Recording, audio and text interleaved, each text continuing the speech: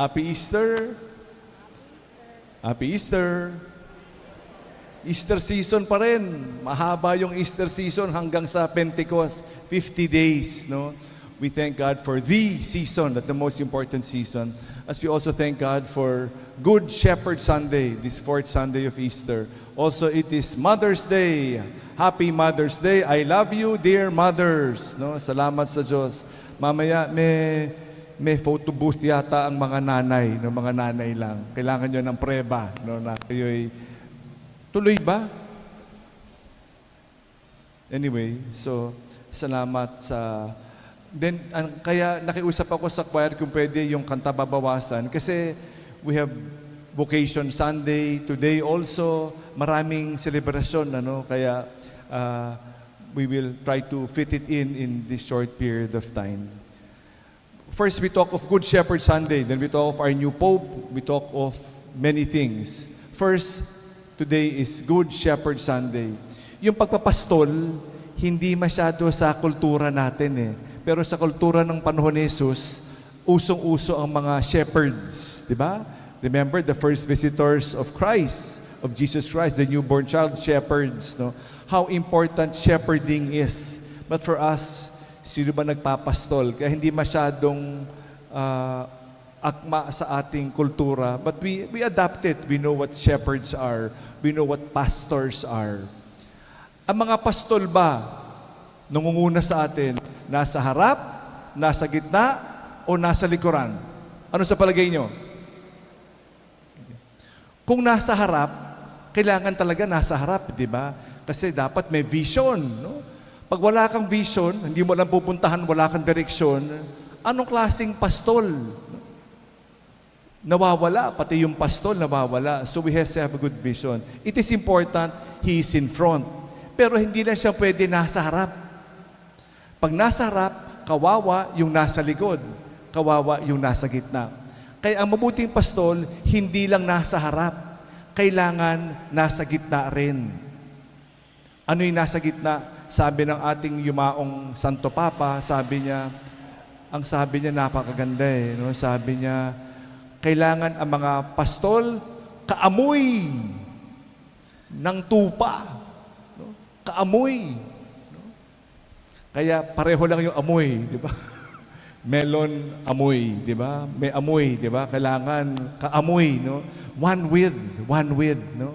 Hindi ganyan, kundi one with. No? That is why he travels, he journeys this life with the sheep. Kailangan eh. At ganyan din, nasa hulihan. Yung mga nadadapa, yung mga nawawala, di ba? Kailangan ang mabuting pastol, inaalagaan yung mga nahuhuli.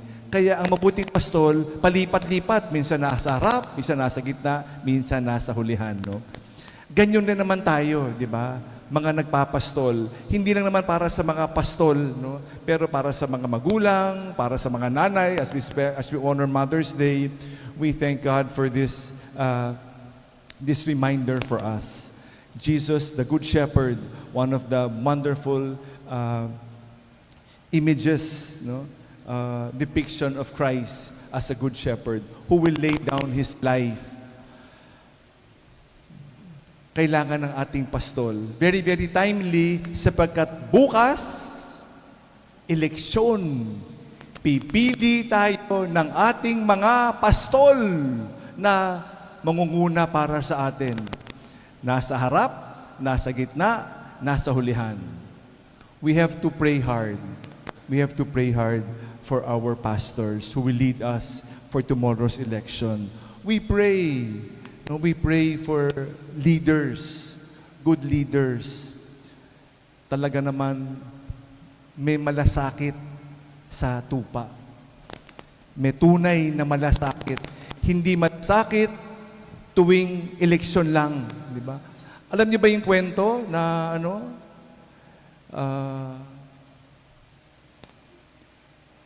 may namatay, no?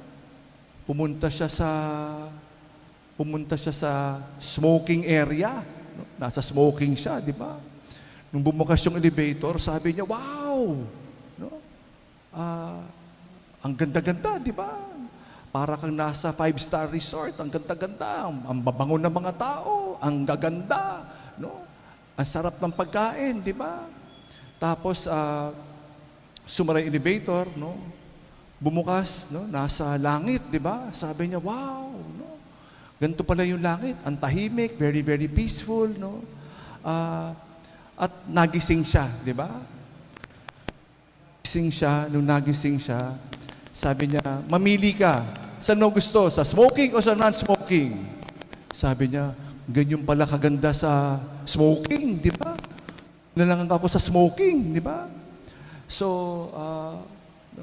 pagising niya ulit, nagising siya, nasa smoking na siya, di ba? Bumukas yung pinto, yung elevator, sabi niya, oh, kahapon, kahapon, ang ganda-ganda ng aking welcome, di ba? Ngayon, bakit? Mainit, di ba? Bakit hindi yung nakita ko kahapon eh?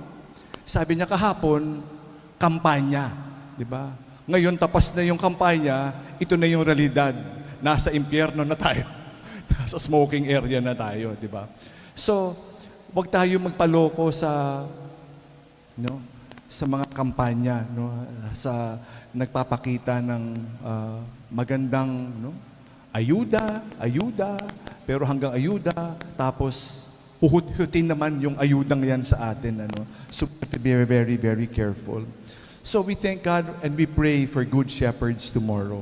Tomorrow, I invite you, the whole day after the 7:30 Mass, yung ating Blessed Sacrament, katawan ni Cristo, naka-expose hanggang matapos. So we ask you to come, visit, and spend time in front of Jesus in the Blessed Sacrament. No?